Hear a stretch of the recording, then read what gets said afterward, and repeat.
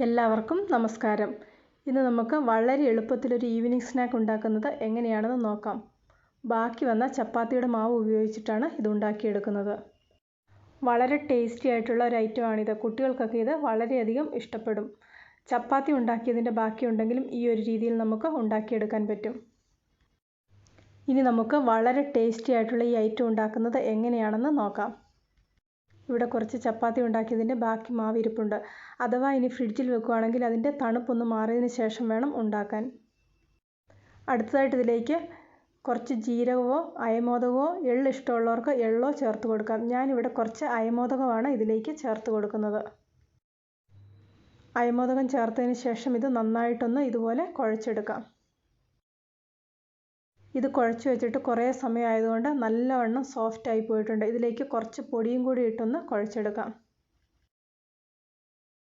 ഇതിലേക്ക് കുറച്ച് പൊടിയും കൂടി ഇട്ടൊന്ന് കുഴയ്ക്കുന്നുണ്ട്. നന്നായി ഒന്ന് കുഴച്ചെടുത്തതിന് ശേഷം ഇത് ചപ്പാത്തി പരത്തുന്ന പോലെ ഒന്ന് പരത്തിയെടുക്കാം. അതിനുശേഷം ഇതൊന്ന് മുറിച്ചെടുക്കാം. ഓരോരുത്തരുടെയും ഇഷ്ടത്തിനനുസരിച്ചുള്ള ഷേപ്പിൽ ഇത് മുറിച്ചെടുക്കാം. അടുത്തതായിട്ട് ഇതിലേക്ക് കുറച്ച് കാര്യങ്ങളും കൂടെ ചേർക്കാനുണ്ട്. അതിനു വേണ്ടിയിട്ട് ഇവിടെ കുറച്ച് ഉരുളക്കിഴങ്ങ് പുഴുങ്ങിയതെടുത്ത് വെച്ചിട്ടുണ്ട്. ഇതിലേക്ക് കുറച്ച് ഗ്രീൻ പീസും പച്ചമുളകും കൂടെ അരച്ചതും കൂടെ ചേർത്ത് കൊടുക്കാം. ഗ്രീൻ പീസ് ഇല്ലെങ്കിലും കുഴപ്പമില്ല, പച്ചമുളക് ചതച്ചത് മാത്രം ചേർത്ത് കൊടുത്താൽ മതി. ഇതിലേക്ക് കുറച്ച് മല്ലിയിലയും കൂടെ ചേർത്ത് കൊടുക്കാം. അതിനുശേഷം ആവശ്യത്തിന് ഉപ്പും ചേർത്തത് നന്നായിട്ടൊന്ന് മിക്സ് ചെയ്തെടുക്കാം.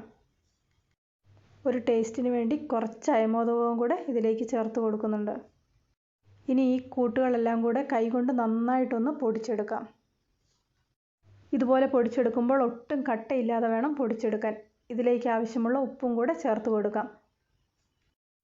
ഉരുളക്കിഴങ്ങിൻ്റെ കൂട്ട് ഇവിടെ തയ്യാറാക്കിയിട്ടുണ്ട്. ഇനി ഇതിലേക്ക് കുറച്ച് ബാറ്ററിൻ്റെ ആവശ്യമുണ്ട്. 1 കപ്പ് കടലമാവ് ഇവിടെ എടുത്തിട്ടുണ്ട്. അതിലേക്ക് കുറച്ച് മല്ലിയില ചേർത്ത് കൊടുത്തിട്ടുണ്ട്. വളരെ കുറച്ച് അയമോദകവും കുറച്ച് മുളക് പൊടിയും കൂടെ ചേർത്ത് കൊടുക്കാം. ആവശ്യത്തിനുള്ള വെള്ളവും കൂടെ ചേർത്ത് കുറച്ച് ലൂസായിട്ടുള്ള ബാറ്റർ ഉണ്ടാക്കിയെടുക്കാം.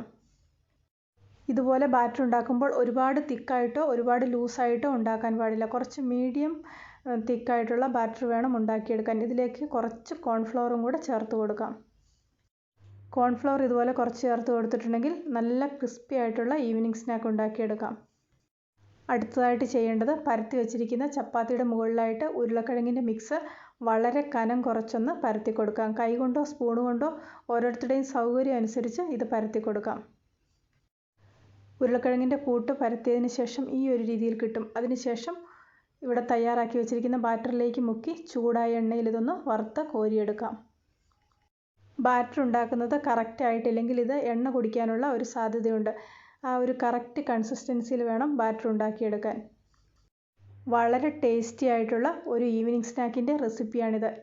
രാവിലത്തെ ചപ്പാത്തിയോ ചപ്പാത്തിക്ക് കുഴച്ചതിൻ്റെ ബാക്കിയൊക്കെ ഉണ്ടെങ്കിൽ നമുക്കിതുപോലെ ഉണ്ടാക്കിയെടുക്കാം. എല്ലാവരും ഒരു പ്രാവശ്യം ഇതുപോലെ ഒന്ന് ഉണ്ടാക്കി നോക്കുക. ഇന്നത്തെ ഈ റെസിപ്പി ഇഷ്ടപ്പെട്ടെങ്കിൽ ലൈക്ക് ചെയ്യണം, ഷെയർ ചെയ്യണം. കൂട്ടത്തിൽ ചാനൽ സബ്സ്ക്രൈബ് ചെയ്യാത്തവർ ആരെങ്കിലും ഉണ്ടെങ്കിൽ സബ്സ്ക്രൈബ് ചെയ്ത് റൈറ്റ് സൈഡിലെ ബെല്ലൈക്കണും കൂടി ഒന്ന് ആക്ടിവേറ്റ് ആക്കാൻ മറക്കണ്ട. പുതിയ ഒരു വീഡിയോയുമായിട്ട് വീണ്ടും കാണാം.